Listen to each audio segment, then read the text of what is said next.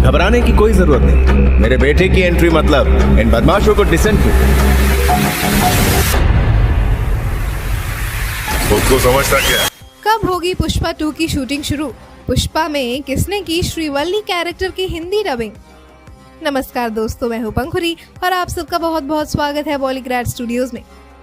Icon star Allu Arjun और beautiful actress Rashmika Mandanna starrer Pushpa the rise super duper hit film रही थी, इसमें तो कोई शक नहीं है। और फैंस को अल्लू के इस अवतार से प्यार भी हो गया था और हम जानते हैं कि अभी सब पुष्पा द रूल के इंतजार में हैं। पर शायद हमारी आज की खबर आपको निराश कर सकती है, क्योंकि खबर ये है कि फिल्म की शूटिंग में आ रही है कुछ रुकावटें और मेकर्स ने शूटिंग रोक दी है।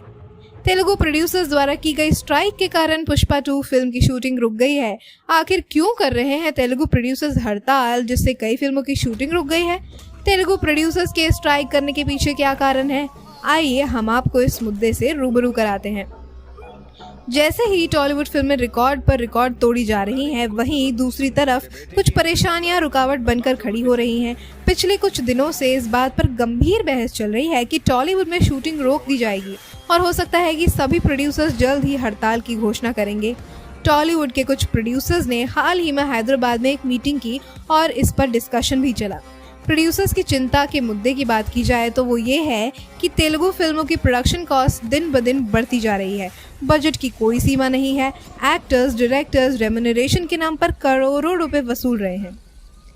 रीशूट भी प्रोड्यूसर्स के लिए एक अतिरिक्त बोझ बन गया है। जिन्होंने एक हिट फिल्म बनाने के लिए इतनी मेहनत की है, उनके पास कुछ भी नहीं बचता है और अगर फिल्म फ्लॉप होती है तो प्रोड्यूसर्स की एसेट्स ही बेचनी पड़ती है। इसीलिए प्रोड्यूसर्स ने अपने सभी डिसीजंस एक्टर्स, डायरेक्टर्स और टेक्नीशियंस के सामने रखने का फैसला किया है। सभी प्रोड्यूसर्स ने 1 अगस्त 2022 से शूटिंग रोकने का फैसला किया है। प्रोड्यूसर्स का कहना है कि उनका कारोबार इन 3 कारणों से ज़्यादा प्रभावित हुआ है। उनमें से सबसे प्रमुख कारण सितारों द्वारा मांगी गई मोटी फीस है।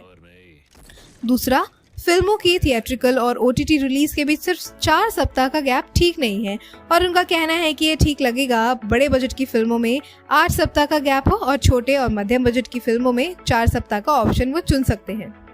तीसरा कारण वो ये बताते हैं कि सिनेमा टिकट के प्राइसेस स्मॉल, मीडियम और बिग बजट की फिल्मों के लिए 3 स्लैब्स में ऑर्गेनाइज की जानी चाहिए। इसके बाद उनका कहना था कि जब तक ये मुद्दे अनसुलझे रहेंगे तब तक हड़ताल जारी रहेगी। Telugu film Pushpa the rule का प्रोडक्शन भी इसी स्ट्राइक की वजह से रोका गया है। फिल्म मेकर्स पुष्पा 2 का प्रोडक्शन अगस्त से शुरू करना चाहते थे, लेकिन प्रोड्यूसर्स ने हड़ताल के साथ अपनी एकजुटता बढ़ा दी है, जिसकी वजह से मामला सुलझने में इंतजार करने का ही फैसला किया गया। डायरेक्टर सुकुमार के एक करीबी सोर्सेज से हमें ये पता चला है कि फिल्म प्रोड्यूसर्स को उम्मीद है इस मुद्दे को जल्द ही सुलझा लिया जाएगा, जिससे उन्हें सितंबर की शुरुआत में शूटिंग फिर से शुरू करने की अनुमति मिल जाएगी। हम भी यही दुआ करेंगे कि सितंबर में पुष्पा 2 की शूटिंग शुरू हो ही जाए और हमारे इंतजार की घड़ी और लंबी ना हो भाई। वैसे क्या आप जानते हैं कि पुष्पा फिल्म की एक्ट्रेस यानी श्रीवल्ली का कैरेक्टर प्ले करने वाली रश्मिका मंदाना को हिंदी वर्जन में किसने आवाज दी थी?